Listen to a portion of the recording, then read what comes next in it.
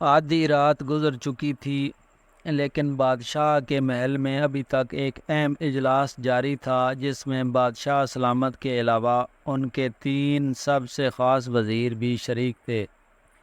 ایک شاندار دعوت کے بعد، جبکہ اس وقت پورے ملک میں غربت، افلاس اور اندھیروں کا راج تھا، مصنوعی روشنیوں سے کمرہ منور تھا جس میں یہ تینوں وزراء اپنے بھرے ہوئے پیٹوں کے ساتھ بادشاہ سلامت کو سب اچھا ہے کی رپورٹ دے رہے تھے۔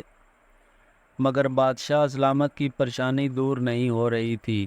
ایک وزیر خاص نے نیم غنودگی میں ملا نصیر الدین کا وہ لطیفہ سنا دیا جس میں وہ اپنا منہ پیچھے کی طرف کر کے گدھے پر سوار ہو کر کہیں جا رہے تھے۔ راستے میں کسی نے پوچھا، آپ گدھے پر الٹے کیوں سوار ہیں؟ ملا نے جواب دیا، پیچھے سے آنے والے خطرے دیکھنے کے لیے۔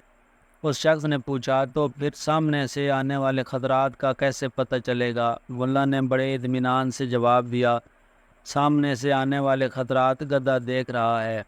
لطیفہ سن کر تینوں وزراء بہت زور سے ہنسے، مگر پھر بادشاہ کا بدلتا ہوا چہرہ اور سنجیدگی دیکھ کر خود بھی سنجیدہ ہو گئے۔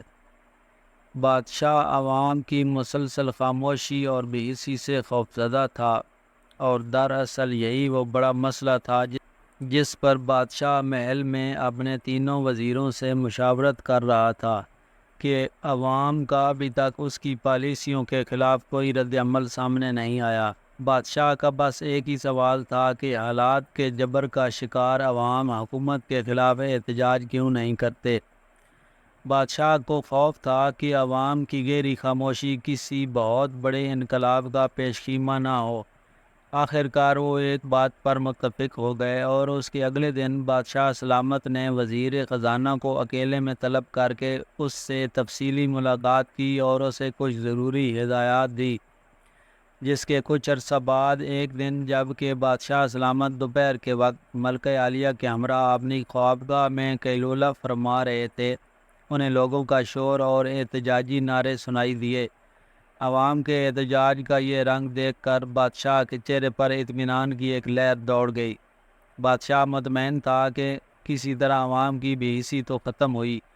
بادشاہ نے فوری طور پر وزیر خزانہ کو طلب کر کے اس کی کارکردگی کو سراہا اور پوچھا، وزیر خاص، یہ کیا ماجرا ہے؟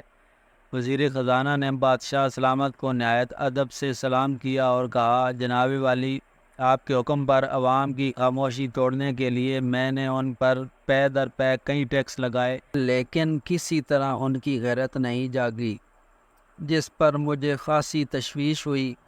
آخر میں نے ایک انتہائی قدم اٹھانے کا فیصلہ کیا جس میں عوام کے شدید رد عمل کا خطرہ بھی تھا، لیکن میں نے آپ کی خواہش کو مد نظر رکھتے ہوئے یہ خطرہ بھی اٹھا لینے کا فیصلہ کیا اور عوام پر جوتا ٹیکس عائد کر دیا، جس کے تحت آپ کی رعایا میں شہر سے باہر جانے والے اور واپس آنے والوں کو مرغا بنا کر 10 جوتے مارے جاتے ہیں۔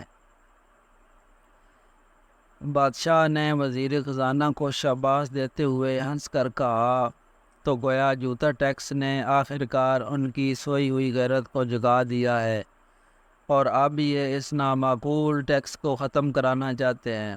وزیر خزانہ نے ایک دفعہ پھر سلام کرتے ہوئے کہا، بادشاہ سلامت، آپ کا اقبال بلند ہو، ایسا ہرگز نہیں ہے۔ ان کا مطالبہ صرف یہ ہے کہ انہیں جوتے مارنے پر جو عملہ متعین ہے اس کی تعداد میں اضافہ کیا جائے، کیونکہ اپنی باری پر جوتے کھانے کے لیے انہیں ایک لمبی قطار میں طویل انتظار کرنا پڑتا ہے، جس سے ان کا کافی وقت ضائع ہوتا ہے۔